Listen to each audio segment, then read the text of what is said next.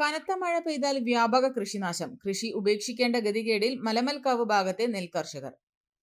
കനത്ത മഴയിൽ ആനക്കര മലമൽക്കാവിൽ തോട് പൊട്ടി വെള്ളം കുത്തിയൊഴുകി 10 ഏക്കർ നെൽകൃഷി പൂർണ്ണമായി നശിച്ചു. ആനക്കര പട്ടിത്തറ പഞ്ചായത്തുകളുടെ അതിർത്തി പങ്കിട്ടൊഴുകുന്ന അയ്യമ്മയ്ക്ക കരിമ്പില്യം തോടാണ് പൊട്ടിയത്. ഇതോടെ 60 ദിവസം മൂപ്പായ മലമൽക്കാവ് ചേരള പാടശേഖരത്തിലെ 10 ഏക്കർ നെൽകൃഷി വെള്ളം മുങ്ങി നശിച്ചു. നിരവധി വർഷങ്ങളായി തോട് പൊട്ടുന്നത് മൂലം കർഷകർക്ക് കൃഷിനാശം സംഭവിക്കാൻ തുടങ്ങിയിട്ട് നിരവധി തവണ ബന്ധപ്പെട്ട അധികൃതരെ വിവരമറിയിച്ചിട്ടും നടപടികളൊന്നും ഉണ്ടായിട്ടില്ലെന്നും കർഷകർ പറയുന്നു.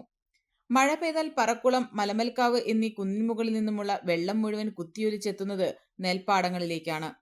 അബ്ദുള്ളക്കുട്ടി, MK രവി, വിശ്വനാഥൻ, ബക്കർ എന്നിവർ ഭൂമി പാട്ടത്തിനടുത്താണ് ഇവിടെ കൃഷി നടത്തുന്നത്. കനത്ത മഴയിൽ കൃഷി നശിച്ചതോടെ എന്ത് ചെയ്യുമെന്നറിയാത്ത നിലയിലാണ് കർഷകർ. ഇവിടെ ഈ ഒരു തോട് കെട്ടിയാൽ ശരിക്കും പറയുകയാണെന്ന് വെച്ചാൽ ഇവിടുന്ന് അങ്ങോട്ട് മലമക്കാവിലേക്ക് പോകാൻ നല്ലൊരു സൗകര്യമാണ്. അത് അങ്ങനെ ഒരു വഴി. പിന്നെ രണ്ടാമത്തെ എന്താ പ്രശ്നം ചോദിച്ചാൽ ആ വഴി ആകെ നാശമായിരിക്കുന്നത്. അത് പിന്നെ കുട്ടികൾക്ക് സ്കൂളിൽ പോകാനും ഇതിനൊക്കെ വളരെ ബുദ്ധിമുട്ടാണ്. ആ പട്ടിത്തറ പഞ്ചായത്തും പിന്നെ അതേമാതിരി തന്നെ ആനക്കര പഞ്ചായത്തിൻ്റെയും ബോർഡറാണിത്. ഒരു തരത്തിൽ ഇപ്പോൾ 6-7 കൊല്ലമായിട്ട്, 7 10 ജില്ല 11 കൊല്ലമായി ഞാൻ ഇവിടെ കൃഷി ചെയ്യാൻ തുടങ്ങിയിട്ട് നമ്മളിവിടെ ഒരു സൈഡ് നേരെയാക്കിയിട്ട് ഉണ്ടാക്കിയിട്ട് വെള്ളത്തെ കൊണ്ടുപോയി ചാടിക്കുക എന്നല്ലാണ്ട് ഇവിടെ ശരിക്കുള്ള തോട് കെടുക്കുന്നുണ്ട്.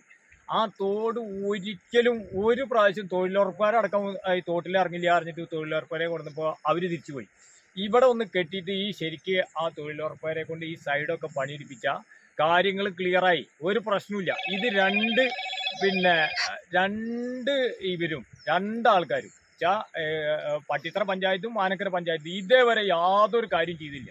ഒരു പ്രാവശ്യം മണ്ണ് ഞങ്ങളൊക്കെ കൂടിയിട്ട് കുറ്റിയടിച്ചിട്ട് കെട്ടിയെന്നല്ലാണ്ട് അതുകൊണ്ട് കാര്യമില്ല. കാരണം വെള്ളം വന്നാൽ ഒക്കെ തള്ളിപ്പോവുക.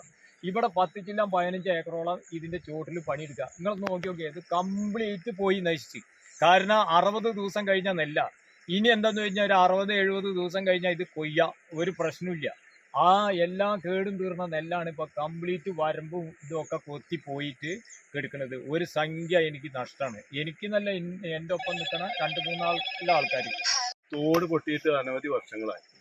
ആ വർഷങ്ങളായതിൻ്റെ ശേഷം ബന്ധപ്പെട്ട ആളുകളൊക്കെ അതിൻ്റെ വിവരം അറിയിച്ചുകൊണ്ടിരിക്കുന്നുണ്ട്. പാടശേഖര സമിതിയൊക്കെ ഇവിടെ കൃഷി ചെയ്യുന്നതൊക്കെ ആനക്കര മനമക്കാവ് പാടശേഖരത്തിൽ ചർലപ്പാടം കൃഷിക്കാരാണ് ഇവിടെ കൂടുതലും ഉള്ളത്. 100 ചില്ലാന ഏക്കർ ഈ ഭാഗത്ത് തന്നെ ഉണ്ട്.